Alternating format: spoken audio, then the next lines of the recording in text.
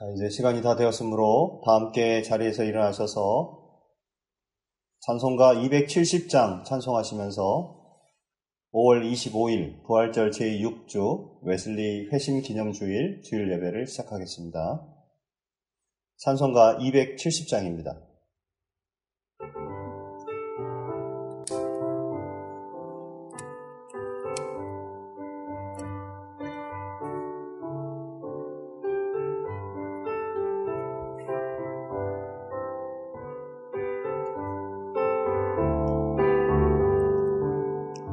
변찮는 주님의 사랑과 거룩한 공연의 공로를 우리 다 찬양을 합시다.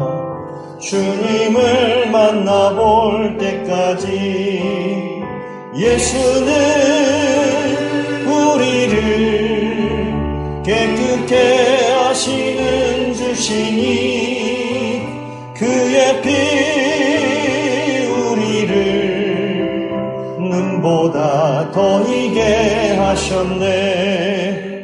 우리를 깨끗게 한 피는 무궁한 생명의 물일세.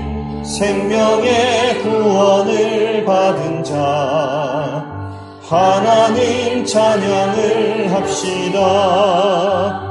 예수는 우리를 깨끗게 하시는 주시니 그의 피 우리를 눈보다 더 희게 하셨네.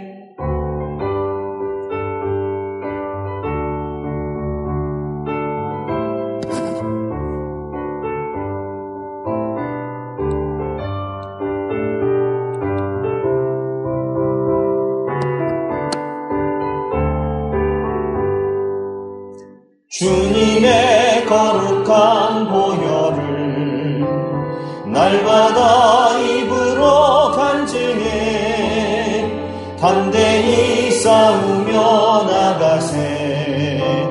천국에 들어갈 때까지 예수는 우리를 깨끗게 하시는 주시니 그의 피 우리를 눈보다 더 희게 하셨네.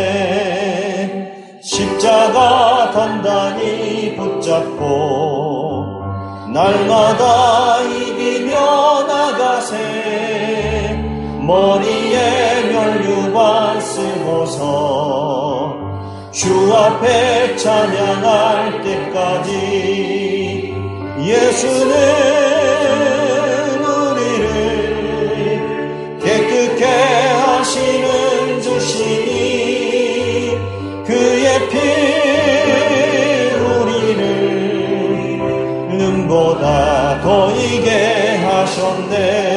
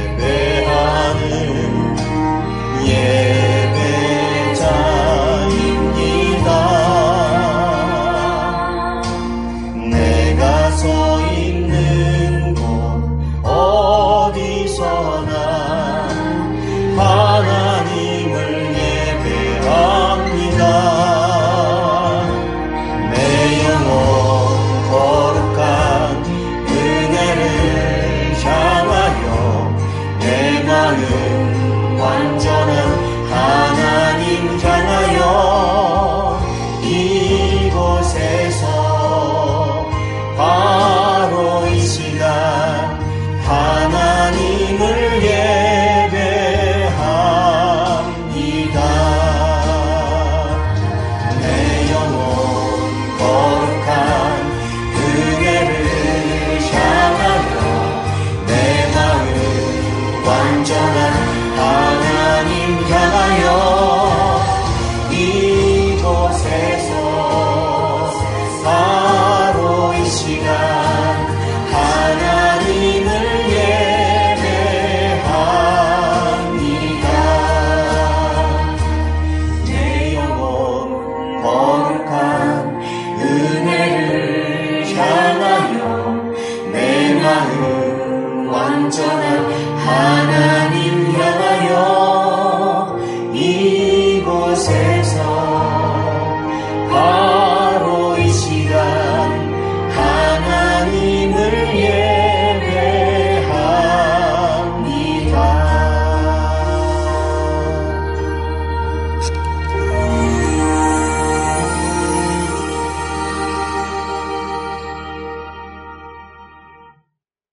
사도신경으로 우리의 신앙을 고백하겠습니다. 전능하사 천지를 만드신 하나님 아버지를 내가 믿사오며 그 외아들 우리 주 예수 그리스도를 믿사오니 이는 성령으로 잉태하사 동정녀 마리아에게 나시고 본디오 빌라도에게 고난을 받으사 십자가에 못 박혀 죽으시고 장사한 지 사흘 만에 죽은 자 가운데서 다시 살아나시며 하늘에 오르사 전능하신 하나님 우편에 앉아 계시다가 저리로서 산 자와 죽은 자를 심판하러 오시리라. 성령을 믿사오며 거룩한 공예와 성도가 서로 교통하는 것과 죄를 사하여 주시는 것과 몸이 다시 사는 것과 영원히 사는 것을 믿사옵나이다. 아멘. 자리에 앉아주시기 바랍니다. 기도하겠습니다. 살아계신 하나님 아버지, 우리에게 베푸신 구원의 은혜를 찬양하며 삶의 모든 자리에서 주님을 예배합니다. 지난 한 주간도 선하고 복된 길로 인도해 주심에 감사합니다. 이 시간 신실하신 주님의 약속을 붙잡고 마음을 모아 간구합니다. 하나님, 아픔과 눈물이 가득한 고단한 세상 속에서 서로의 온기를 나누는 따뜻한 마음을 허락하여 주옵소서. 이기주의와 개인주의가 만연한 이 땅에 사랑과 섬김의 본이 되신 예수 그리스도의 향기가 퍼져가게 하옵소서. 더 많이 가지려는 탐욕에서 벗어나 성령의 소욕을 따라 살도록 인도하여 주옵소서. 하나님, 충만한 은혜로 날마다 새롭게 하옵소서. 주님을 부인하는 영혼을 긍휼히 여기시고 상처와 아픔으로 교회를 떠난 이들을 위로하여 주옵소서. 형식과 습관에 익숙해져 영적 리더십을 잃어가는 교회에 성령의 생기와 부흥을 다시 허락하여 주옵소서. 우리 안에 구원의 은총이 충만히 임하기를 원합니다. 하나님, 거룩하고 복된 이 주일 우리 영혼이 예배 가운데 참된 안식을 얻게 하여 주옵소서. 지치고 상한 심령이 위로를 얻고 기쁨과 감사가 회복되게 하여 주옵소서. 다윗이 골리앗 앞에 담대히 나갔듯이 거친 세상의 물결 앞에서도 용기 있게 달려가게 하여 주옵소서. 오늘 우리가 드리는 이 예배 가운데 임재하여 주셔서 말씀하시고 또 우리에게 그 임재를 경험하는 복된 시간 되게 도와주옵소서. 오늘도 이 예배 가운데 주님 홀로 영광 받으시길 원하오며 우리 주 예수 그리스도의 이름으로 기도하옵나이다. 아멘.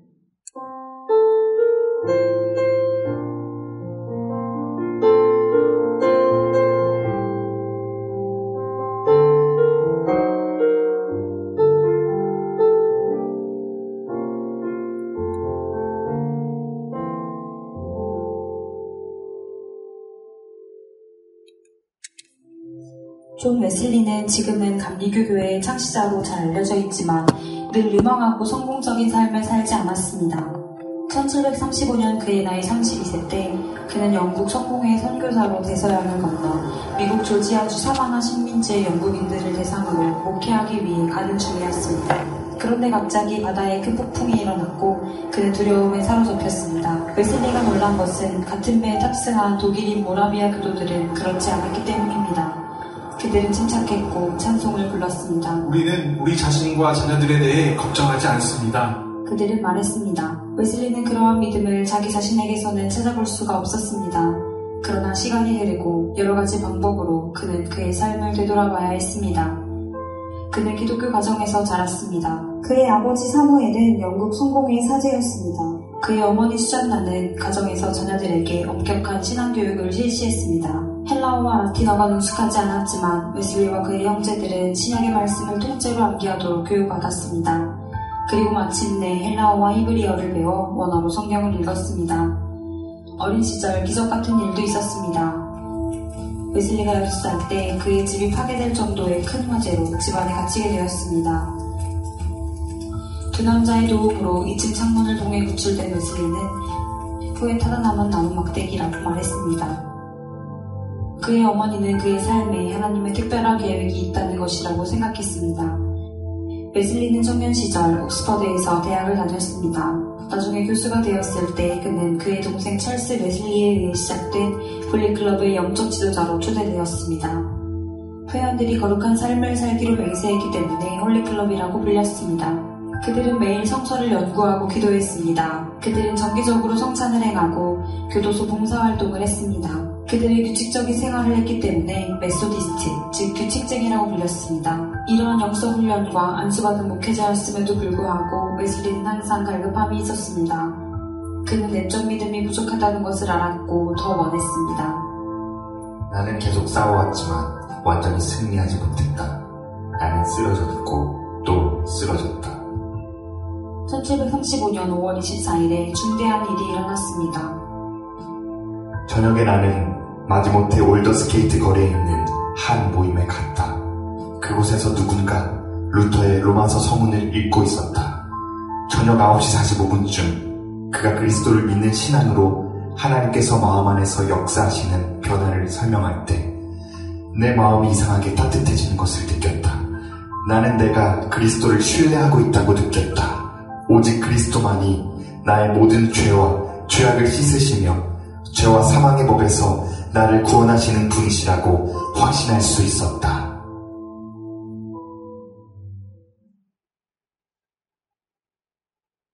네, 오늘은 웨슬리 회심 기념 주일입니다.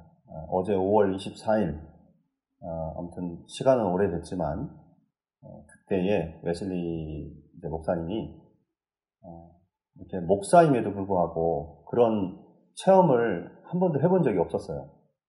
그냥 부모님에 의해서 신앙을 배우고 또 성경도 알고 그러면서 대학을 들어가고 또 신학을 공부하고 하다 보니까 그리고 뭐 선교까지 가잖아요. 그런데 그러한 상황 속에서 자신이 정말 뜨거운 하나님에 대한 그 말씀에 대한 깊은 체험이나 영적 체험이 없었어요. 그러다가 어제 이제 5월 24일 그때에 이제 로마서 서문을 읽는 것을 듣는 순간에 마음이 뜨거워져서 그때에 비로소 하나님에 대한 체험을 하게 됐다 해서 그때를 기념하는 거예요. 우리가 웨슬리 회심 기념주일. 그래서 그때 회심이 일어나는 그런 일이 있었다라는 것을 여러분 기억하시고 여러분들 속에도 좀 많이 무뎌진 그러한 신앙이 있다면 웨슬리 목사님처럼 다시 한번 하나님 앞에 돌아가서 회심하는 그런 체험이 여러분들에게 있기 바랍니다. 자, 오늘 하나님의 말씀은 창세기 18장 1절에서 5절까지 그리고 9절부터 14절까지 이렇게 읽도록 하겠습니다. 한 절씩 교독하고 그 다음에 마지막 절은 같이 읽도록 하겠습니다. 14절은 같이 읽겠습니다. 여호와께서 마므레의 상수리 나무들이 있는 곳에서 아브라함에게 나타나시니라. 날이 뜨거울 때에 그가 장막문에 앉아 있다가 눈에 들어본즉 사람 셋이 맞은편에 서 있는지라. 그가 그들을 보자 곧 장막문에서 달려나가 영접하며 몸을 땅에 굽혀 이르되 내 주여 내가 주께 은혜를 입었사오면 원하건대 종을 떠나 지나가지 마시옵고 물을 조금 가져오게 하사 당신들의 발을 씻으시고 나무 아래에서 쉬소서. 내가 떡을 조금 가져오리니 당신들의 마음을 상쾌하게 하신 후에 지나가소서. 당신들이 종에게 오셨음이니이다. 그들이 이르되 내 말대로 그리하라. 그들이 아브라함에게 이르되 내 아내 사라가 어디 있느냐. 대답하되 장막에 있나이다. 그가 이르시되 내년 이맘때 내가 반드시 내게로 돌아오리니 내 아내 사라에게 아들이 있으리라 하시니 사라가 그 뒤 장막문에서 들었더라. 아브라함과 사라는 나이가 많아 늙었고 사라에게는 여성의 생기가 끊어졌는지라. 사라가 속으로 웃고 이르되 내가 노쇠하였고 내 주인도 늙었으니 내게 무슨 즐거움이 있으리요. 여호와께서 아브라함에게 이르시되 사라가 왜 웃으며 이르기를 내가 늙었거늘 어떻게 아들을 낳으리요 하느냐. 다같이 여호와께 능하지 못한 일이 있겠느냐. 기한이 이를 때에 내가 내게로 돌아오리니 사라에게 아들이 있으리라. 아멘. 자, 오늘은 창세기 강의 22번째 시간으로 창세기 18장을 본문으로 해서 에트 하야 생명의 시간이라는 제목으로 하나님의 말씀을 증거하겠습니다. 오늘 본문은 이렇게 시작해요. 여호와께서라고 이렇게 시작하죠. 여러분 성경에서 하나님께서 어떻게 말씀하시고 또 어떻게 무엇을 우리에게 해주시는가 이게 굉장히 중요합니다. 우리가 다윗도 알고 모세도 알고 뭐 요셉도 알고 또 좋아하지만은 결국은 그들은 신이 아니에요. 그들은 다 우리와 똑같은 사람들이죠. 그래서 그들의 반응보다 더 중요한 것은 뭐냐면 하나님께서 무엇을 하셨나? 여호와 하나님께서 어떤 일을 하셨는가? 또 누구에게 나타나셨는가? 이게 참 중요합니다.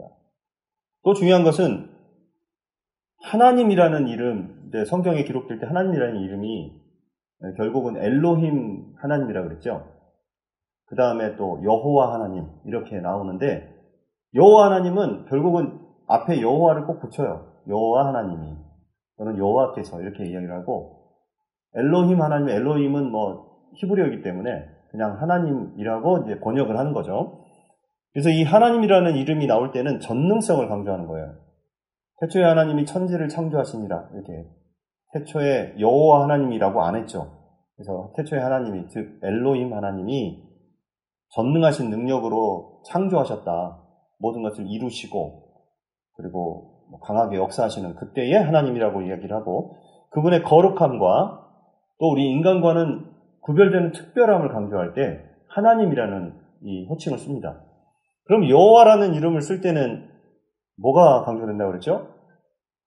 그래서 언약, 우리 인간과의 관계 이런 것들 그리고 그 하나님이 언약을 맺으시고 그 언약을 성취하실 때 이루시는 그런 하나님을 나타낼 때 여호와 하나님이라고 이렇게 이야기합니다. 그럼 오늘 본문에서 여호와께서라고 이야기를 했으니까 우리가 기대해야 되는 게 뭐죠? 언약이죠. 언약. 여호와 하나님이 아브라함과 맺은 언약에 대해서도 우리가 기대가 됩니다. 그리고 그 언약이 어떻게 성취되는가도 기대가 됩니다. 계속 보죠. 여호와께서 마므레의 상수리 나무들이 있는 곳에서 아브라함에게 나타나시니라. 하나님이 아브라함에게 나타나셨다라고 되어 있어요. 그러면 지금 아브라함은 우리 17장에도 나와 있지만은 계속 어떤 상황이 있습니까? 하나님이 말씀하실 때 아브라함이 그걸 완전히 100% 믿어요, 안 믿어요? 안 믿어요. 계속 그래서 딴짓하잖아요. 하나님, 이전에는 어떻게 했어요? 하나님, 저에게는 이스마엘이 있습니다. 저는 이스마엘로 만족해요. 이 이스마엘이라도 그냥 하나님 앞에서 잘 지냈으면 좋겠습니다. 이렇게 얘기를 하고 있고, 자기가 이제 나이가 100세가 가까웠거든요. 이제 지금 99세예요. 100세가 가까웠으니까 하나님, 제가 나이가 지금 100세가 가까웠습니다. 제 나이가 제가 99세거든요. 제 아내도 지금 89세고요. 그러니 이 나이에 무슨 아이를 낳는다고 하십니까? 아이고, 주책입니다, 주책. 이렇게 이야기를 하는 거예요. 그러면서 하나님 말씀을, 그 언약을 계속 부인하고 있는 것입니다. 근데 하나님은 어떻게 하세요?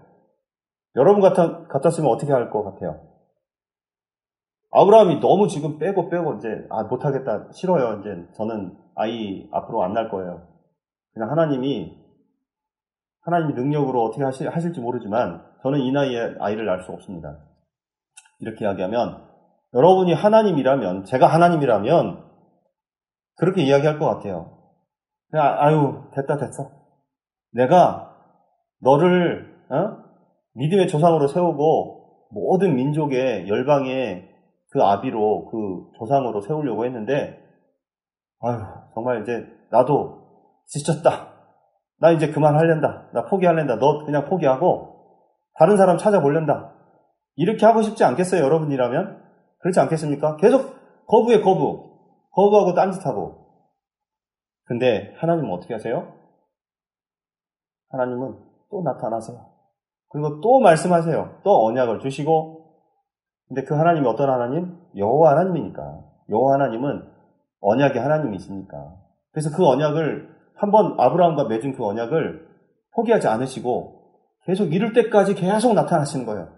정말 아브라함이 지칠 때까지 자기가 스스로 하나님 됐습니다. 그러면요 제가 순종하겠습니다. 요 때까지. 그때까지 기다리시는 거예요.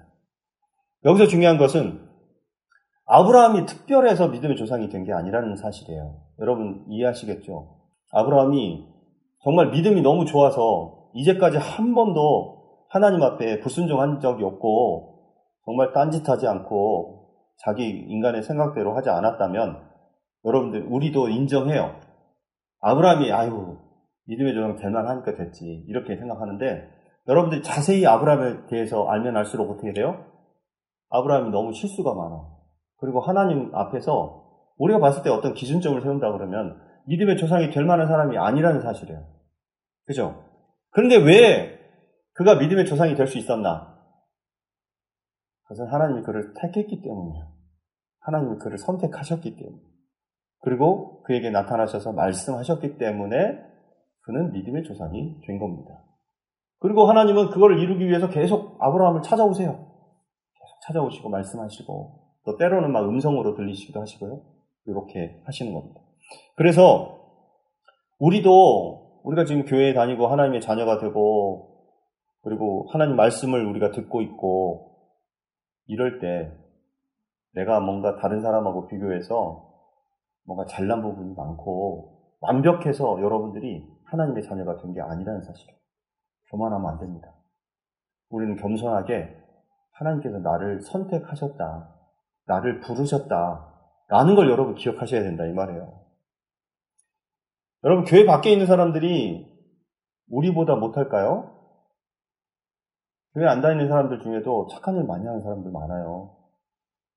다른 사람들 후원도 많이 하고 이런 사람들 엄청 많습니다. 착한 일 많이 하고 선하게 사는 사람들 많아요. 근데 우리랑 비교했을 때 그들이 결코 못나지 않습니다. 그들이 더 잘났으면 잘났지. 근데 왜 이 시간 우리는 교회에 나와서 이 주일 예배에 나와서 하나님 말씀을 받고 있습니까? 하나님 뭐 하셨기 때문에? 나를 선택하셨기 때문에. 나를 부르셨기 때문에. 여러분들이 그냥 여러분들은 그냥 여러분 발로 아침에 일어나가지고 여러분 발로 우리 성원이 같은 경우는 버스 타고 시간 정말 2시간에 한 번씩 있는 버스 타고 그리고 겨우겨우 그 시간 맞춰서 막 달려왔는데 항상 11시 반 정도 막 되면 본인도 마음이 조마조마할 것 같기도 하고 그런데 여러분들이 왜 이 자리에 와 있습니까? 하나님이 알게 모르게 나는 잘 인식하지 못할 수 있어요. 근데 나를 이 발걸음을 이 주일 예배까지 교회까지 인도하시는 분이 누구라고요? 하나님이시기 때문에 하나님이 나를 선택했기 때문에 그래서 여러분들이 이 자리에 나와서 하나님 말씀을 듣고 하나님 앞에 예배할 수 있는 거예요. 이걸 꼭 기억해야 됩니다. 그럼 우리는 어떻게 살아야 될까요? 하나님의 그 언약의 말씀에 귀를 기울여야 돼요. 그리고 그 언약의 말씀을 이루는 삶을 여러분들이 살아가시기 바랍니다. 하나님은 말씀하실 뿐만 아니라 그것을 이루시는데 우리의 태도도 굉장히 중요해요. 우리가 그냥 말씀을 듣고 나서 그냥 끝 이러면은 말씀이 이루어지지 않겠죠? 근데 그 말씀을 받은 대로 말씀을 이루려고 노력하는 삶을 하나님께서 원하신다 이 말이에요. 사람들은 자칫 오해를 하는 경우가 있어요. 내가 주일 예배 잘 나와서 또 때로는 어떤 사람들 막 기도 생활 매일매일 기도 열심히 하고 그리고 헌금 생활도 잘하고 다른 사람보다 착하게 살고 이러면 야 내가 좀 괜찮은 사람인가 보다라고 생각하면서 착각하게 됩니다. 하나님이 그래서 나를 사랑하시는 거야 라고 생각해요. 근데 여러분 그 착각이 언제 그 착각이 벗어나게 되냐 하면 내가 예배에 못 나올 때 내가 하나님 앞에서 제대로 살지 못할 때 아유 나는 틀렸다. 나 이런 놈을 나 같은 이런 사람을 하나님이 뭘 사랑하신다고 그래. 사랑하시다 않을 거야. 이렇게 착각해버리고 그렇게 돼버린단 말이에요. 그러면서 또 망가지고 하는 거죠. 그런데 절대로 우리가 하나님 말씀을 잘 읽고 하나님 앞에 잘 나오고 기도 생활 잘하고 해서 내가 다른 사람보다 더 잘나거나 하는 게 아닙니다.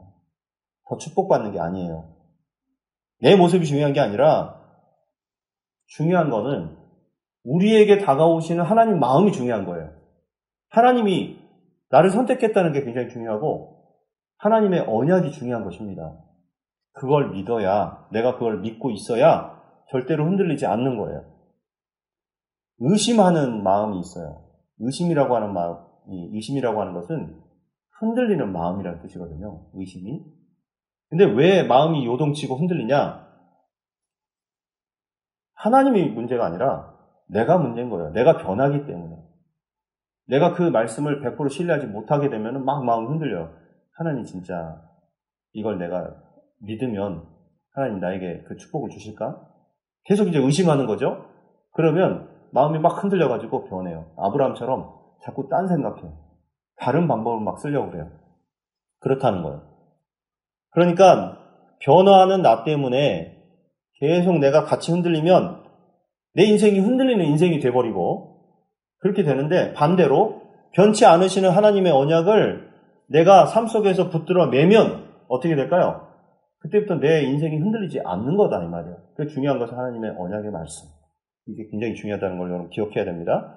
그러니까 어떤 사람이 변치 않는 믿음의 삶을 살아갈 수 있을까 하는 것은, 이 질문에 대해서 내 자신을 바라보면 그렇게 살 수가 없지만, 내게 언약하시는, 내게 말씀하고 약속하시는 그 하나님을 바라보는 사람만이 하나님 안에서 든든한 믿음의 삶을 살아가게 된다라는 것을 여러분 기억하시기를 바랍니다. 자, 그러면 이제 말씀을 그 뒤로 좀 계속 보겠습니다. 날이 뜨거울 때에 그가 장막문에 앉아 있다가 라고 나와 있어요.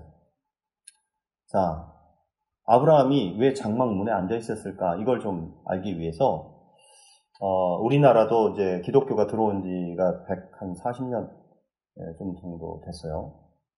우리 감리교가 1889년도에 아펜젤러 선교사님이 이제 우리나라에 들어오게 됐어요. 그런데 그때 당시에는 농촌을 중심으로 해서 도시보다는 좀 농촌이 많았던 것 같아요. 그때 선교가 좀 이루어지고, 그러다 보니까 새벽 기도회를 몇 시에 했었을까요? 지금은 보통 5시에 하죠. 그때는 4시쯤에 했대요. 그래가지고, 그때 좀 우리나라 초기 기독교 당시에 막 사람들이 옹기종기 모여서 예배하는, 기도회 하는 그런 장면이고요. 왜 새벽 4시에 했을까? 그때 농사 짓는 일이 많으니까 얼른 새벽 예배 드리고 그 다음에 일하러 나가야 돼요.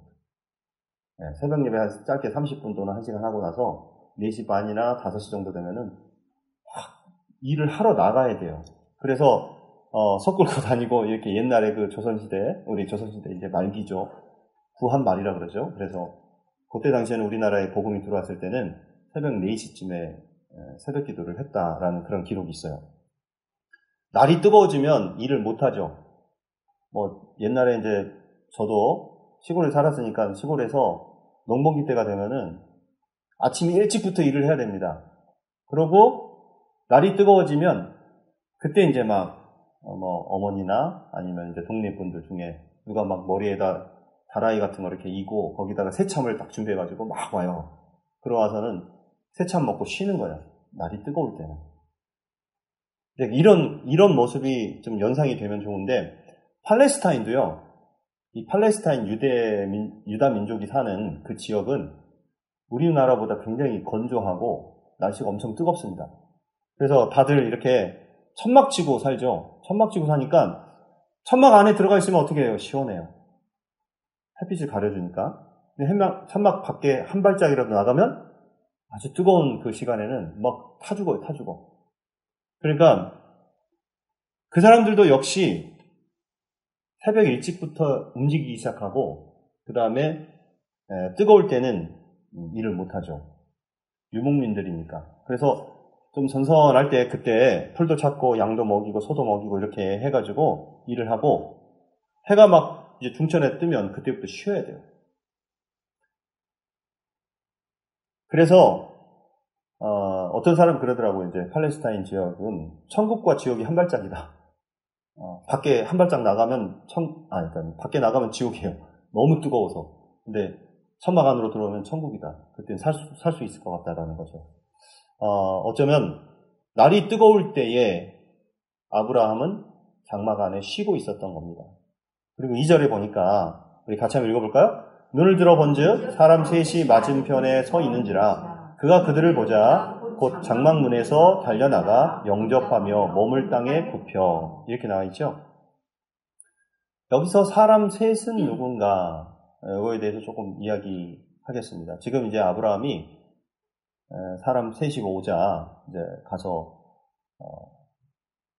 맞이하고 있는 그런 장면이에요. 맞이하고 있는 장면. 근데 이제 또 어떤 그림에 보니까 이렇게 돼 있더라고요. 아브라함이 뭐하고 있어? 자고 있는 것처럼 느끼지만 그냥 바짝 엎드렸다라는 그런 표현이 이렇게 돼 있는 것 같습니다. 근데 이제 우리가 봤을 때 좀 괘씸하죠?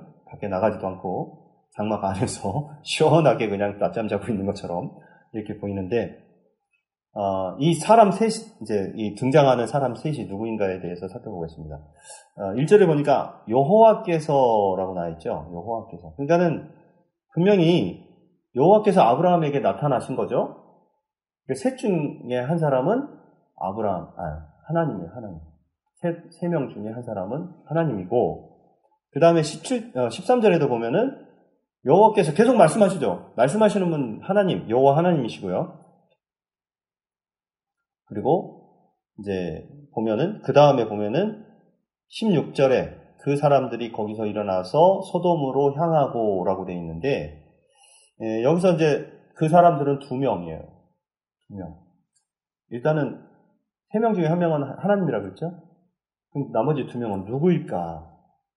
그리고 또 이제 그 사람이 가고 난 다음에 하나님은 남아서 아브라함과 이제 긴 대화를 이야기를 합니다.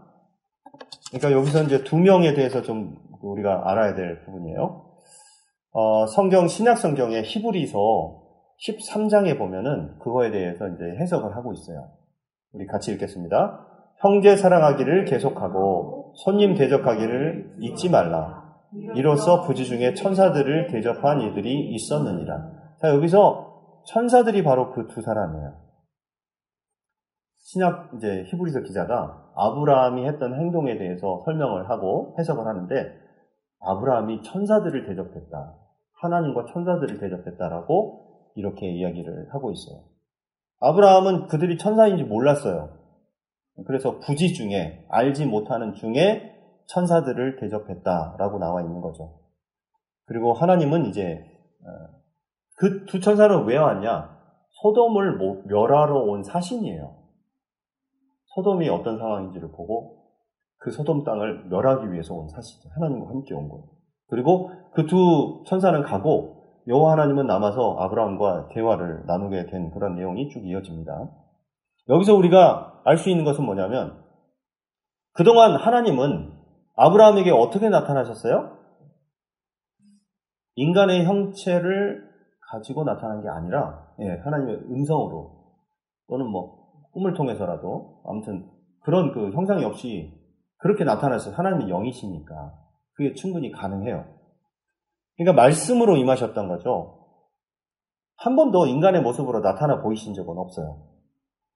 하나님은 아브라함에게 그런 말씀하십니다. 너는 너의 본토 고향 아버지 집을 떠나라. 내가 너에게 큰 민족을 이루고 너를 열방의 아비, 모든 민족의 조상이 되게 하겠다. 이렇게 약속을 하시고 또 자녀를 주겠다라는 그런 약속도 하셨어요. 복을 주시겠다고. 그러면서 이제 하나님은 자신을 나타내실 때 전능한 하나님이다. 엘샤다이 기억나시죠? 지난 시간에 우리가 배웠죠? 엘샤다이 전능한 하나님이다라고 자신을 나타내요. 그때에도 하나님은 답답해서 그러신 거예요. 뭐가 답답했냐? 아브라함이 계속 내가 이야기를 하는데, 하나님이 말씀하시는데 못 믿는 것처럼 보이니까. 그리고 실제로 못 믿었어요. 그러니까는 하가를 통해서 이스마엘이라는 아들을 낳게 됐잖아요. 그런데 지금은 그동안 이렇게 말씀으로만 임하다가 지금은 인간의 몸을 입고 오신 거예요. 이것을 성경학자들이 지금 이 인간의 모습으로 온 하나님이 누구냐라고 했을 때 바로 성육신 하기 전에 성자 하나님이시다. 이거 100% 정확하진 않지만은 성자 하나님이셨을 것이다 라고 이야기를 합니다. 자, 그러면 우리가 알고 있는 예수님은 언제 태어나셔요? 보통 이제 우리가 여기서 이야기할 때 2000년 전이라고 이야기하죠. 지금 2025년이 됐는데도 2000년 전이라고 이렇게 이야기를 하잖아요. 아무튼 2000년 전에 예수님은 어린 아기의 모습으로 이 땅에 오셨어요. 그게 성탄절이죠. 근데 예수님은 언제부터 계셨죠? 태초부터 계셨어요. 태초 우리 모든 시간이 시작되기 전, 온 우주가 생성되기 전에도 이미 계셨어요. 태초 이전부터 계셨다고 이야기할 수 있을 것 같아요. 그러니까 태초 이전부터 계셨던 그 하나님이 천지를 창조하실 때 말씀으로도 거기에 임재하셨잖아요. 그 하나님이 아브라함에게 인간의 몸을 입고 처음 나타나신 거다라는 거예요. 뭐 이제 더 깊이 들어가면 좀 여러분들이 어려워할 수 있으니까. 자, 그러면 중요한 것은 뭐냐면, 그럼 왜 나타났는가? 이게 중요하겠죠? 왜 굳이 하나님이 최초의 인간의 모습을 입고 그에게 나타나셨나 하는 거예요. 우리 앞에서도 이야기했죠? 하나님이 그만큼 지금 답답하셔. 너무 답답하셔. 지금 막 말씀으로 하시는데, 그리고 또 뭐 체험도 하게 했잖아요. 하나님을 경험하게 했단 말이죠. 그런데도 아브라함이 이제 막 포기 상태에 있어요. 그러니까 너무 답답하고 막 이래가지고 인간의 몸을 입고 내가 직접 내려가리라 해가지고 하나님이 아브라함에게 오신 거였어요. 그리고 그에게 다시 한번 언약을 확인해 주십니다. 지금 아브라함은요, 굉장히 이 새 나그네를 환대를 해줍니다. 자세한 설명을 여러분들이 이제 읽어보시면은, 뭐, 조금 얼굴하고 좀 몸체는 좀 이상하지만은, 어쨌든 아브라함이 가서 이렇게 막 환대하고, 그 다음에 이제 결국엔 어떻게 해요? 발도 씻겨드려요. 그 천사들을 대접하는 거죠. 이렇게 참 환대를 해줬던 거예요. 근데 아브라함이 이들을 굉장히 잘 대접하고 있는 것을 보면은 참 아브라함은 훌륭한 인격자다. 근데 아브라함은 이 사람들이 천사인지도 모르고 하나님이신지도 모르고 지금 그들을 대접하는 거거든요. 근데 아브라함에게 결격적인 사유, 아주 중대한 좀 결격 사유가 있어요. 그게 뭐냐? 인격적으로는 훌륭한데 하나님의 언약의 말씀에 대해서는 확신이 없어요. 이게 굉장히 큰 이 아브라함에게 있어서 정말 이게 큰 리스크예요, 이게. 여러분, 이게 하나님을 믿고 있는 오늘날 크리스찬들의 모습과 같습니다. 상당히 비슷합니다. 그러니까 크리스찬들이 인격적으로 굉장히 훌륭합니다. 마음이 착하고요. 그냥 세상 사람들보다 훨씬 착하게 살아요. 왜냐면 하나님 믿으니까, 하나님 말씀을 믿고, 하나님이 선하게 살라고 하셨고, 또 베풀면서 살라고 하셨으니까. 근데 문제는 뭐냐면, 정말로 더 분명히 알아야 할 하나님의 언약에 대해서는 잘 몰라요. 그리고 하나님 말씀에 대해서 확신이 없어요. 그러니까 큰 문제지. 그러면서 나는 하나님의 자녀야 라고 하면서 교회를 다니는 거예요. 그러니까 오늘날 우리 크리스찬들이 누구에게 집니까? 이단들에게 져요. 이단들은 밥만 먹으면 자기네 교리만 파고 막 성경 갖다 붙이고 막 이러거든요. 그걸 공부하고. 그리고 또 공부하라 그러면은 막 수천 명이 막 왔다 갔다 해요. 우리 여기 청주 막 근처에도, 우리 교회 근처에도 막 있잖아요. 신천지. 그래가지고 그 사람들이 굉장히 교리에 그거를 막 갖다 붙이고 자기네들 비유식으로 해가지고 그걸 막 해석하거든요.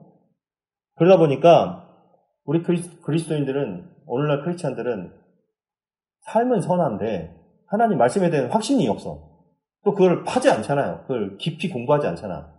그러니까 문제가 생기는 거예요. 그러니까는 이 사람들이 와가지고 성경책 팍 펼쳐가지고 여기 이 말씀 있잖아. 여기도 이 말씀 있고. 그래, 한번 연결해봐. 이렇게 이야기하면요. 그런 줄 알아요.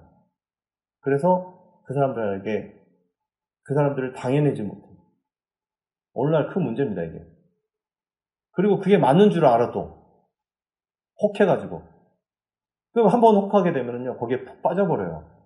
우리 크리스찬들 그렇습니다. 그래서 우리가 이 예배 시간이 굉장히 중요한 거예요. 왜 주일 예배가 이렇게 중요하냐? 우리가 하나님 말씀을 배우면서 하나님이 어떤 분이신지, 그리고 하나님이 어떻게 말씀하시고 어떻게 행하셨는지, 그걸 자세히 지금 우리가 살펴보고 있잖아요. 하나하나 우리가 배우다 보면 그런 것들을 이길 수가 있다 이 말이에요. 그래서 말씀을 제대로 알면 이단에게 절대 지지 않습니다. 말씀을 제대로 알면요, 세상에 지지 않고요, 또 나의 절망과 실패에 지지 않게 되는 거예요. 사랑하는 여러분, 하나님의 말씀으로 세상에서 승리하시길 바랍니다. 그래서 우리가 열심히 잘 들어야 돼요. 잘 들어야 돼요. 그래서 하나님 말씀을 들을 때 처음부터 끝까지 잘 들어야 돼요. 왜냐하면 이게 문맥이 있잖아요. 앞에서는 이렇고 중간에 이렇고 나중은 이래, 결론은 이래. 이걸 잘 들어야지만, 전체를 다 들어야지만 여러분들 하나님 말씀을 잘 제대로 이해할 수 있는 거예요. 한 부분만 들어서는 안 돼요. 왜냐하면 이단들이 그러거든요. 한 부분만 이야기해요. 전체를 이야기하지 않고 한 부분만 이야기하니까 그게 맞는 줄 알아요. 앞에 사전 지식도 없고 중간도 없고 결론만 이야기해요. 그렇습니다. 그렇게 하면 안 되겠죠? 자, 그럼 계속 보겠습니다. 자, 이제 그들이 9절. 아브라함에게 이르되 내 아내 사라가 어디 있느냐? 대답하되 장막에 있나이다. 이렇게 얘기했습니다. 이 천사와 하나님이 그냥 찾아온 게 아니에요. 목적이 있어서 찾아온 거죠. 분명한 목적이에요. 그건 뭐냐면 사라에 대한 예언을 하기 위해서 온 거예요.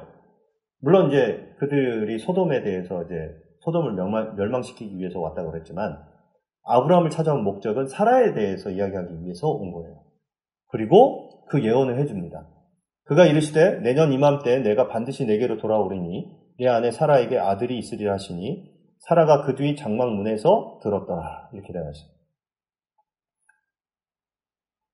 하나님이 이제 더 분명하게 확실한 날짜를 좁혀주셨습니다. 그동안에는 하나님께서는 뭐라고 말씀하셨냐면 내가 너를 모든 민족의 아버지가 되게 하겠다. 열국의 아버지, 열국의 아비가 되게 하겠다. 이렇게 말씀하셨어요. 그래서 그때 정확한 날짜를 주시지 않았잖아요. 앞으로 너 몇 년 후에, 또는 네가 몇 살 때, 이게 없었어요. 근데 지금 하나님이 뭐라고 말씀하세요? 이제 1년 후에, 이제 다 왔어요. 다 왔어. 그렇게 기한을 정해 주신 거예요. 그러면서 내년 이맘때니까 이제 오늘부터 해가지고 1년 후이죠. 내 아내 사라에게 아들이 있으리라. 이렇게 말씀하십니다. 내 아내 사라가 아들을 낳으리라. 이렇게 말씀하신 겁니다. 그동안 아브라함은 몇 년을 기다렸을까요? 그 75세 때 하나님 부르심 받았거든요. 지금 99세예요. 그럼 몇 년? 24년. 24년을 기다렸어요. 그러니까 더 이상 기다릴 힘이 없는 거예요. 그러니까 막 지금 딴 생각했던 거죠. 그동안에. 하나님은 왜 약속만 하시고 지금 나한테 뭐 준 게 뭘 하나도 안 주고 있잖아요. 그런데 그때 하나님이 1년을 더 이제 기다리라 말씀하시니까 우리 같으면은 이제 다 됐다. 우리는 이제 아브라함이 100세의 아들을 낳는다는 걸 알기 때문에 1년만 기다리면 되겠다. 이렇게 생각하는데 아브라함은요. 그동안에 24년을 너무 오래 기다렸어요. 그러니까 1년도 지금 기다리기가 너무 힘든 거예요, 사실. 그리고 이제 11절에 보면은 아브라함과 사라는 나이가 많아 늙었고 사라에게는 여성의 생리가 끊어졌는지라 이렇게 나와 있어요. 그리고 이어서 사라가 속으로 웃고 이르되 내가 노쇠하였고 내 주인도 늙었으니 내게 무슨 즐거움이 있으리요. 이렇게 이야기를 하죠. 하나님이 1년 후에 아들을 낳게 하겠다라는 말씀도 지금 안 들어와요. 왜? 이제 절망이 너무 커가지고 이제 포기 단계. 너무 절망하면 희망이 되지는 못해요. 1년 후에 주겠다 그러면 너무 기뻐야 되잖아. 그동안 기다리고 정말 24년이라는 시간을 기다렸는데. 그러니까 헛웃음이 막 나오는 거예요. 이게 실소라고 해요. 실소. 포기하는 건 포기. 사라가 속으로 이렇게 웃는 거지. 너무 어이가 없어가지고. 그동안 참고 기다렸는데 그때 안 주시다가 1년 후에 주신다고 하니까 아유 저것도 빈말이겠지. 이렇게 생각해 버리는 거죠. 아브라함은요 그나마 포기를 덜 했어요. 왜? 이스마엘이라도 있으니까. 자기가 이제 아들을 낳아서 그래도 자기 핏줄이잖아요. 이스마엘은. 근데 사라는요 아무도 없어요. 자기가 아브라함밖에 없는데 아브라함이 어쨌든 간에 이제 봤을 때 굉장히 좀 믿음직스럽지 않아요. 자꾸 딴짓하고 뭐 실제로 저기 애굽에 어떻게 했어요? 애굽에 갔을 때 자기한테 오라버니라고 이야기하라고. 자기 살려고. 그러다가 바로 왕한테 그냥 후처로 막 들어가게 생겼잖아요. 막 그런 일도 있었잖아요. 그러니까는 갈수록 사라는 아브라함을 못 믿게 될 것 같아요. 되는 것 같아요. 그래서 사라는 완전히 절망의 상태에 있었습니다. 자, 14절 같이 한번 읽겠습니다. 여호와께 능하지 못한 일이 있겠느냐? 기한이 이를 때에 내가 내게로 돌아오리니 사라에게 아들이 있으리라. 자, 한 번 더 이야기하시는데 강조해서 이야기하시는 거예요. 여호와께 능하지 못한 일이 있겠느냐? 이 말은 뭐냐면 내가 여호와다. 내가 언약을 맺고 언약을 이루는 여호와 하나님이다. 이렇게 강조하시는 거예요. 우리가 이 본문을 읽으면서 이렇게 지금 말씀을 나누면서 드는 생각이 뭡니까? 정말 여러분들이 하나님이었다면 어땠을까요? 마음이. 소위 짜증나지 않았어요. 짜증나. 아브라함하고 대화하는 게 너무 짜증나 지금. 왜 안 믿고 딴짓하고 막 이러는데 한 번 더 막 이야기를 해도 방금 전에 또 이야기했잖아요. 1년 후에 내년 이맘때에 내가 다시 돌아올 건데 사라에게 아들이 있으리라고 이야기했는데 그래도 못 믿어요. 그래서 막 아브라함이 하나님이 사실은 조금 짜증난 마음, 우리 같았으면 짜증난 마음으로 이렇게 하실 법도 한데 하나님도 그렇지 않으세요.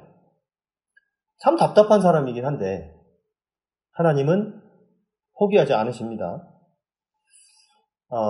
참 우리는 답답해 생각한 이유는 뭐냐면 우리가 이제 앞으로 이삭이 태어날 걸 알잖아요. 이삭도 알고 야곱도 알고 요셉도 알고 이 아브라함의 그 믿음의 대를 알아요. 그래서 우리는 좀 답답한 마음이 드는데 아브라함은 사실 아무것도 몰라요. 하나님이 약속은 하셨어. 내 아내 사라에게 아들이 있으리라. 아들을 낳으면 이삭이라고 해라. 이렇게 이야기한 그 이야기만 들었지 실제로 결과물이 없잖아요. 그리고 야곱도 몰라. 그 다음 자기 자손들도 하나도 모르는 상태.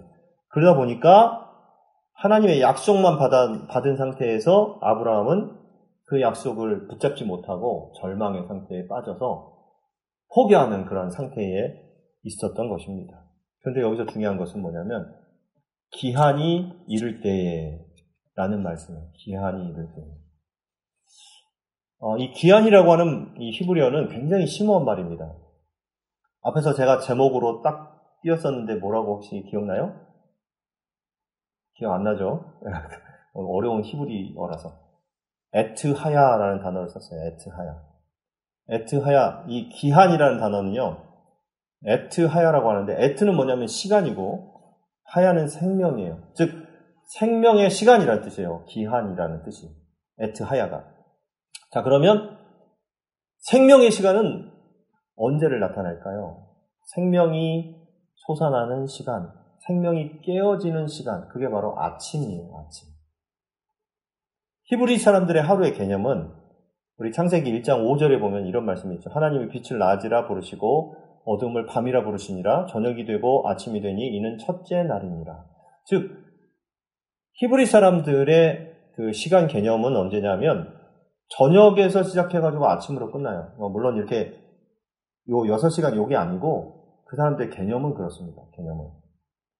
그래서 저녁이 되고 새벽이 되고 점점점 어두워졌다가 날이 밝으면서 이제 하루가 끝나는 그들의 개념이 바로 에트하야라는 거예요. 결국은 기한이 이를 때라는 말씀은 뭐냐면 하나님이 이렇게 말씀하시는 거야. 봐라. 아무리 밤이 깊고 아무리 밤이 어둡고 새벽이 칙칙해도 결국 새벽에 별은 뜨고 결국 해는 떠오르고 생명의 시간은 찾아온다. 그게 바로 내가 하는 일이다라는 걸 가르쳐주는 거예요. 여호와께서 능치 못한 일이 있겠느냐? 이 말씀은 바로 그런 거죠. 밤이 깊다고 해서 아침이 안 오는 법이 있냐? 아브라함에게 이제 반문하는 거예요. 아무리 밤이 어두워도 새벽이 안 오는 그런 날이 있느냐? 하루라도 있었냐? 없지 않느냐? 결국은 내가 그렇게 한다. 결국은 뭐냐? 나는 전능한 하나님이고 내게 능치 못함이 없다라는 것을 아브라함에게 말씀하고 있는 것입니다. 그러니까 기한이 이를 때라는 말은 뭐냐면 생명의 시간이 돌아올 때, 즉 내가 너에게 주는 그 기한이 되기만 하면 내가 너에게 다시 올 건데 사라에게 아들이 분명히 있을 거다. 이걸 말씀하시는 것입니다. 내가 하는 이 약속은 약속으로만 끝나는 것이 아니라 반드시 기한이 온다. 반드시 그때가 온다. 라고 이야기를 하고 있고 그때가 되면 그 약속의 열매를 얻게 될 것이다. 이렇게 이야기하고 있어요. 자, 중요한 것은 하나님께서 분명히 기한을 두시고 생명의 시간을 두시고 우리를 만나 주실 것인데 그때는 결과적으로 열매가 있을 것이다. 라고 하는 것입니다. 여러분, 믿음은 뭐냐면 믿음은요, 결과적으로 그때 가서 열매를 딱 보고 그 하나님을 믿는 게 아니에요. 그건 믿음이 아니에요.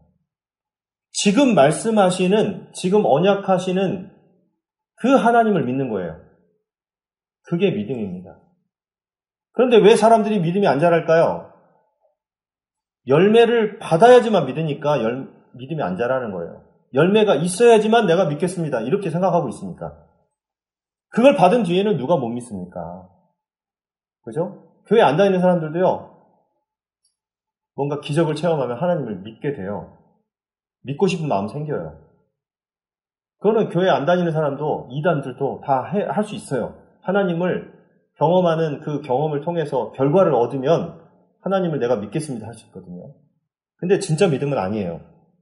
진짜 믿음은 하나님이 지금 말씀하시는 그것을 그 열매를 받기 전에 기한이 이를 때 그 열매를 받게 된다는 것을 믿는 것이 진짜 믿음이에요. 내가 지금 아직 이루어지지 않았지만 믿는 것이 진짜 믿음이다. 여러분 이걸 알아야 돼요. 그래서 열매를 안고서야, 열매를 보고서야 믿는 사람들은 열매를 얻기까지 불신의 삶을 삽니다. 나는 못 믿어. 나는 그 결과를 얻을 때까지 나는 못 믿어. 그래서 불행한 삶이고 죽음의 삶이죠. 하나님과 단절된 삶을 살게 되는 거예요. 하지만 믿음의 사람들, 열매를 얻기 전에 믿는 사람들은 기한이 있고 생명의 시간이 앞으로 찾아오게 된다라고 하는 하나님 말씀을 에트하야가 거기 안에 들어가 있음을 믿는 사람들은 결국은 하나님께서 주시는 은혜로 사는 거예요. 하나님의 은혜의 삶을 살아가요. 그리고 지금부터 그 하나님의 말씀을 믿는 순간부터 천국의 삶을 사는 거예요. 그래서 항상 기쁘고 항상 평안한 거죠. 여러분 이게 얼마나 큰 차이입니까? 사랑하는 여러분은 어떤 삶을 사시겠습니까? 하나님의 말씀을 믿고 믿음으로 살아가는 저와 여러분들 되시길 바랍니다. 예. 많은 사람들이 큰 돈 벌고 자녀들이 뭐 잘 돼가지고 대학교 잘 들어가고 뭐 졸업해서 취업하고 결혼하고 또 뭔가 사업이 성공하고 이래서 그때부터 기쁨을 얻는 삶을 사는 것을 소망해요, 사실. 하지만 그것은 아니에요. 하나님이 우리 가정을 사랑하신다고 하는 우리 가정에, 우리 교회에 주신 그 약속의 말씀이 임하는 순간부터 그때부터 행복하게 사는 거예요. 그때부터 천국의 삶을 사는 것이고요. 그래서 아무리 가난하고 하루 세끼 먹을 밥이 없어도 너무너무 기쁘고 감사한 거예요. 왜? 말씀하시는 그 하나님이 내 하나님입니까? 나를 사랑하시는 하나님이시고 에트하야, 생명의 기한이, 생명의 시간, 그 시간이 지난 뒤에 하나님은 분명히 축복을 미리 준비하고 계신다는 것을 미리 감사할 수 있는 거예요. 그런 의미에서 천국은 우리가 죽어서 가는 곳이라고 생각하지만 결국은 지금부터 천국의 인생을 살아갈 수 있습니다. 지금 여기서부터. 이 땅의 천국은 우리가 살아가는 삶이에요. 우리가 예배하는 이 교회이고요. 우리가 살아가는 가정인 줄로 믿습니다. 그 말씀하시는 하나님이 그 언약을 이루실 줄로 믿으면 그 가정은 천국이 되고 그 사업장은 천국이 되고요. 그 학교는 또 천국이 됩니다. 그걸 꼭 알아야 됩니다. 이제 결론적으로 한 번 더 보시면은 여호와께서 능하지 못한 일이 있겠느냐? 기한이 이를 때에 내가 내게로 돌아오리니 사라에게 아들이 있으리라. 이걸 여러분들의 기도 제목으로 삼았으면 좋겠어요. 우리 모든 가정의 기도 제목이 되었으면 좋겠습니다. 기한이 이르면 우리 가정에 우리가 소망하는 그 일들이 반드시 이루어질 줄 믿고 기도하시기 바랍니다.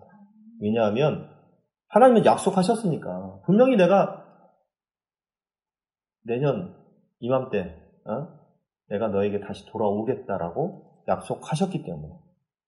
이것보다 더 좋은 선물이 어디 있겠습니까? 아무리 내가 기도 제목이 이루어져도 하나님이 내게로 다시 돌아오지 않으면, 내게 임하지 않으면 사실 아무 소용이 없어요. 그것보다 불행한 삶이 어디 있습니까? 내가 축복받고 있지만 하나님이 내게 임하지 않아요. 하나님이 나에게 나타나지 않아요. 그러면 그건 굉장히 불행입니다. 하지만 하나님이 약속하세요. 네가 아무리 안 믿어도, 네가 아무리 부인해도, 네가 아무리 이제는 끝났다고 생각해도 아니다. 분명한 기한이 있다. 에트하야가 있다. 그날 내가 너에게 돌아올 것이다. 그때 네가 그 열매를 보게 될 것이다. 이렇게 이야기를 하는 거예요.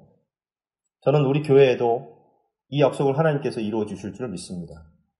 지금은 좀 연약하고 부족하지만 참 많은 일들을 겪습니다마는 기한이 분명히 주어졌고 그 기한이 우리에게 그 기한이 이를 때에 하나님께서 약속을 이루시고 언약을 이루어 주실 줄 믿습니다.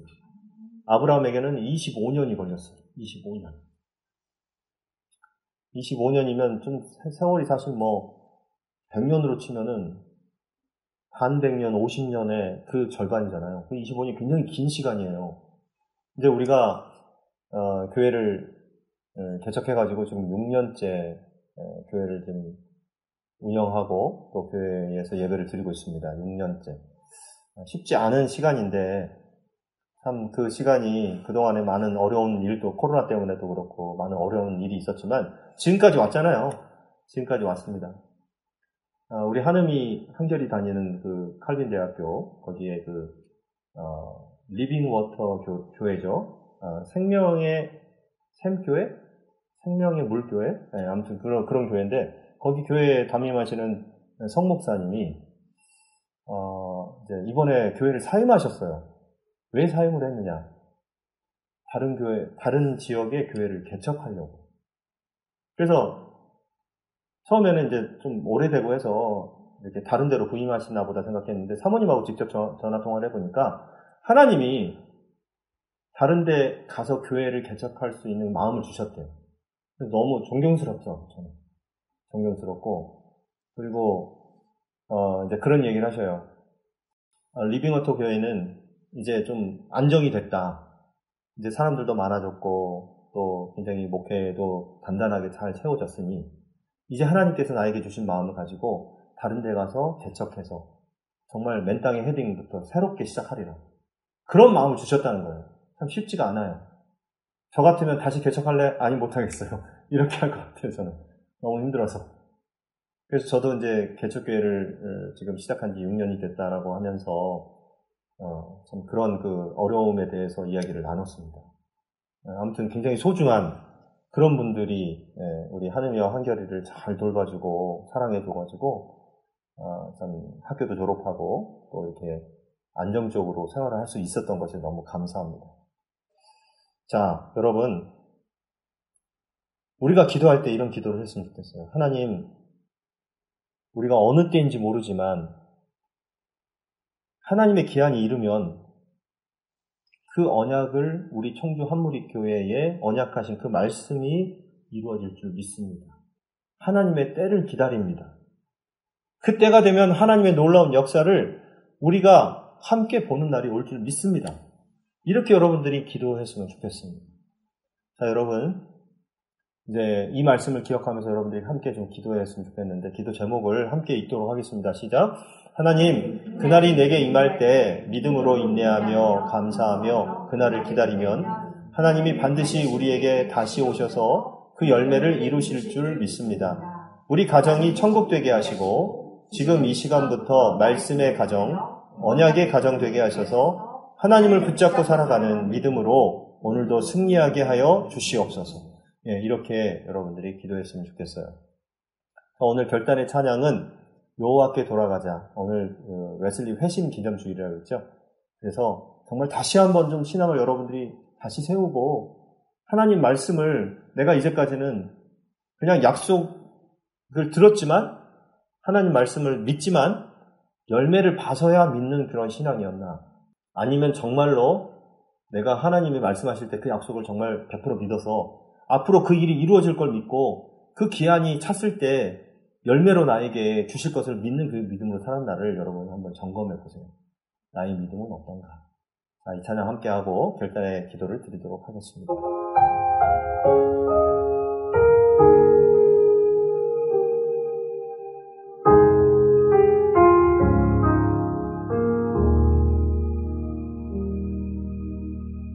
내 백성이 나를 떠나 돌아섰지만 내 사랑이 내 백성을 포기 못하니 내 모든 것 내어주고 나 그들을 얻으리라. 여호와께 돌아가자. 우린 돌아서도 그는 변치 않네. 여호와께 돌아가자. 우린 넘어져도 그 사랑 영원하네.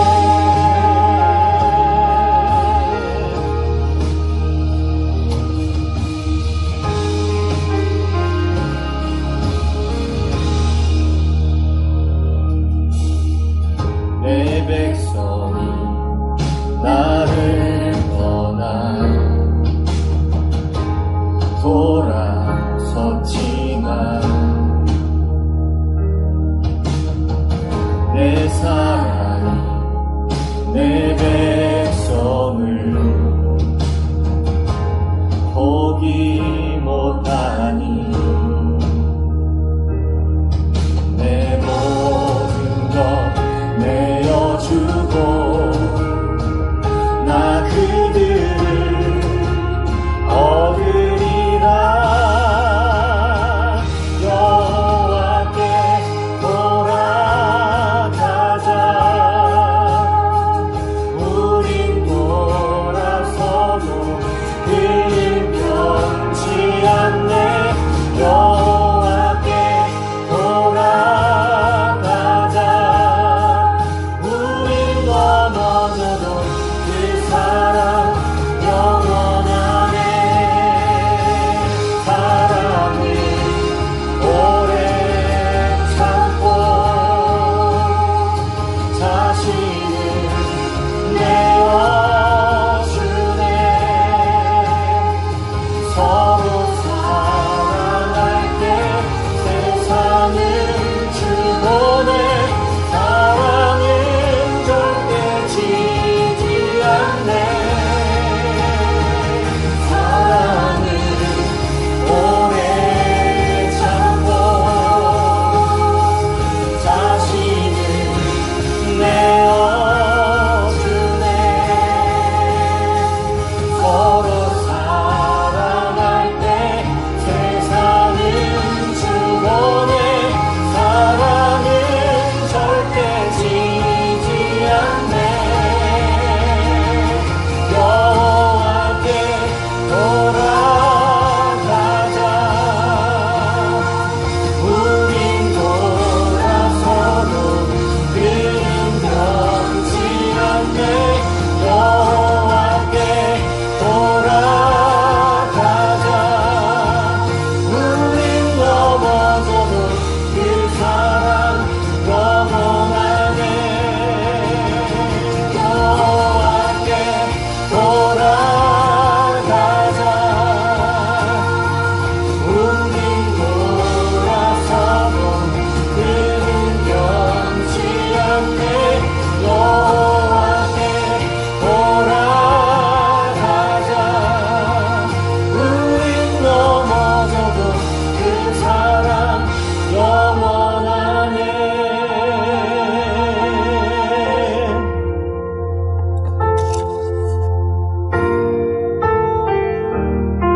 자, 오늘 말씀을 여러분 기억하시면서 함께 결단의 기도를 드리도록 하겠습니다. 기도하겠습니다. 하나님 아버지 너무나 감사합니다. 하나님께서 우리를 사랑하시고 우리에게 말씀을 주시는데 우리가 100% 믿지 못하고 항상 의심하며 또 마음이 흔들리고 또 하나님 앞에 우리가 그 약속의 말씀을 붙들지 못하고 살아가는 모습을 보였습니다. 아버지 용서하여 주시옵소서. 아버지 하나님 다시 한번 우리가 정말로 하나님께서 약속하신 그 약속의 시간, 그 약속이 이루어지는 그 시간, 생명의 시간 애터하야가 있음을 다시 한번 믿고 하나님 믿음으로 인내하며 감사하며 살아갈 수 있도록 도와주시고 그날을 기다리면서 우리가 살아갈 수 있도록 도와주시옵소서. 하나님 그럴 때에 그 약속의 기한이 이를 때에 하나님께서 분명히 우리에게 열매를 주실 줄 믿습니다. 아버지 하나님 그 약속을 붙들며 믿음으로 나아갈 수 있도록 도와주시고 하나님의 놀라운 역사가 우리 교회에 우리 가정에 또 우리 개개인의 삶 속에서 이루어지게 도와주시옵소서. 아버지 하나님 분명히 기한이 있다. 분명히 그때가 온다. 라고 믿으면서 우리가 믿음으로 나아갈 수 있도록 도와주시옵소서. 하나님의 계획하심을 믿고 믿음 안에 거할 수 있도록 하나님 도와주시옵소서. 하나님께서 계획하신 모든 일들 가운데 하나님의 역사하심과 인도하심을 따라 믿음 안에 살아갈 수 있도록 하나님 도와주시옵소서.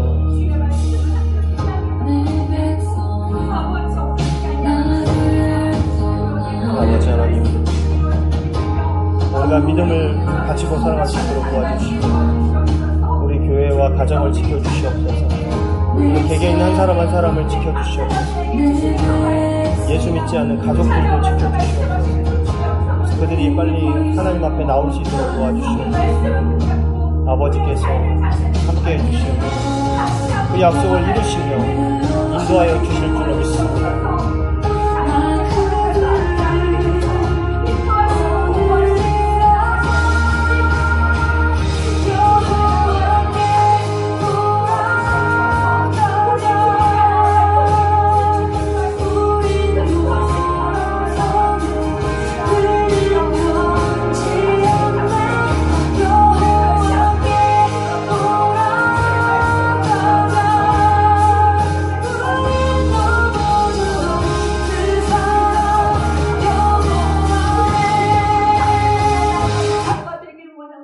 예수님의 이름으로 기도하옵나이다. 아멘.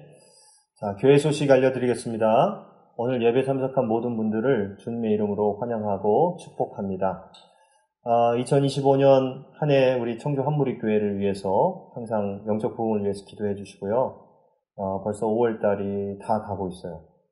벌써 5월이 지나면 이제 6월, 올해 이제 전반기도 얼마 남지 않았습니다. 여러분 믿음으로 잘 기억하시고 또 6월달 되기 전에 여러분의 믿음을 다시 한번 점검해 보시기 바랍니다. 자, 한음이가 이제 앞으로 대학원 진학과 취업을 준비하고 있는데 이 과정 속에서 하나님의 인도하심과 도우심이 함께 하시길 기도해 주시고요. 우리 다인이와 한결이, 다은이, 은결이 우리 교회의 기둥 같은 일꾼들입니다. 앞으로 우리 한음이를 포함해서 이 교회를 지켜나갈 사람들이잖아요. 그래서 항상 기도해 주시고 지혜와 명철을 더해달라고 기도해 주시기 바랍니다. 한지 사모님의 건강관리와 또 포렌다니엘 기독학교에서 사명 잘 감당할 수 있도록 기도 부탁드립니다. 다음 주에 베트남을 이제 단기 선교, 선교 활동? 그런 이제 베트남을 가게 됐어요. 그래서 한 5일 정도 일정이죠? 일주일이요? 다음 주 수요일부터 수요일까지 한 주간 동안 그 단기 선교를 가게 됐는데 학교 학생들하고 같이 선생님들하고 같이 이제 가게 되는 그 모든 일정 속에서 안전하게 잘 다녀올 수 있도록 은혜로운 그런 일정이 될 수 있도록 여러분들이 기도 부탁드립니다. 윤선희 집사님의 건강회복, 고옥선 집사님의 건강회복, 재영이 성원이의 믿음과 직장생활을 위해서 기도해 주시기 바랍니다. 포렌다니엘 기독학교와 쉐마 글로벌 학교가 하나님 말씀에 굳건히 설 수 있도록 또 여러 가지 기도 제목을 가지고 여러분 기도해 주시고요.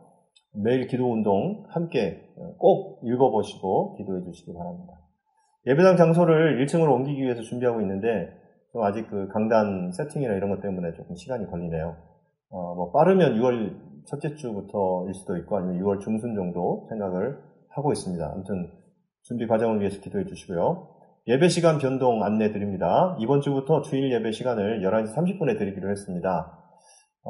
아무튼 예배 시간 잘 지켜주시고 그리고 미리 와서 조금 일찍 오면은 미리 와서 기도로 준비해 주시면 감사하겠습니다. 자, 우리 교제하고 봉헌하는 시간을 갖도록 하겠습니다. 우리 다 일어나셔서 이번 한 주간도 하나님의 시간을 기대하며 신뢰하며 살아가시기 바랍니다. 자, 시작. 이번 한 주도 하나님의 시간을 기대하며 신뢰하며 사시기 바랍니다. 네, 여러분 에트하야 꼭 기억하십시오. 어려운 히브리어지만 생명의 시간, 하나님께서 정하신 기한이라는 사실을 꼭 기억하시고 함께 찬양하고 또 봉헌하면서 축도로 예배 마치겠습니다.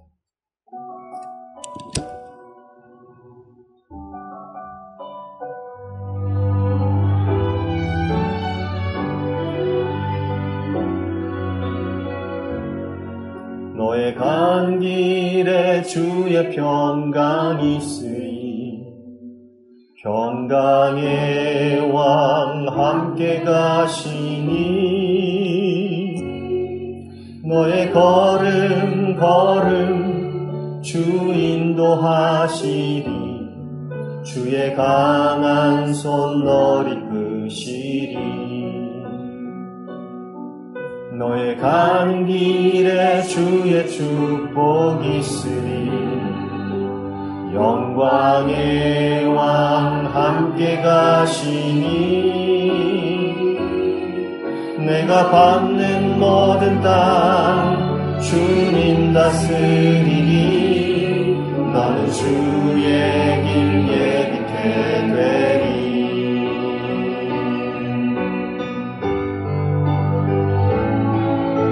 주님 나라 위하여 길 떠나는 나의 형제여 주께서 가라시니 너는 가라 주의 이름으로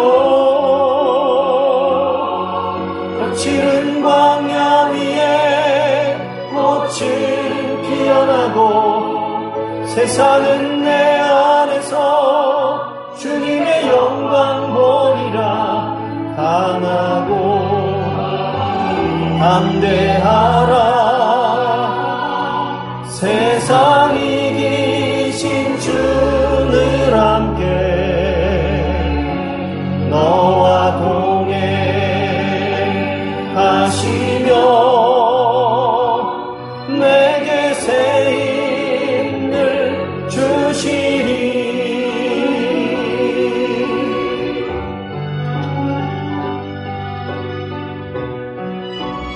주님 나라 위하여 길 떠나는 나의 형제여 주님 나라 위하여 길 떠나는 나의 형제여 주께서 가라시니 너는 가라 주의 이름으로 거칠은 광야 위에 꽃이 피어나고 세상은 내 안에서 주님의 영광 보리라 강하고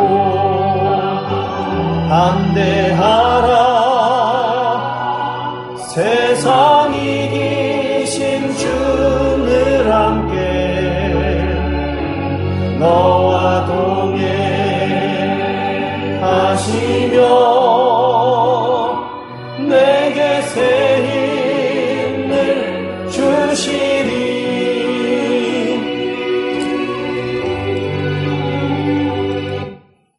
드려진 예물을 위해서 봉헌하고 봉헌기도 드린 다음에 축도로 예배를 마치겠습니다.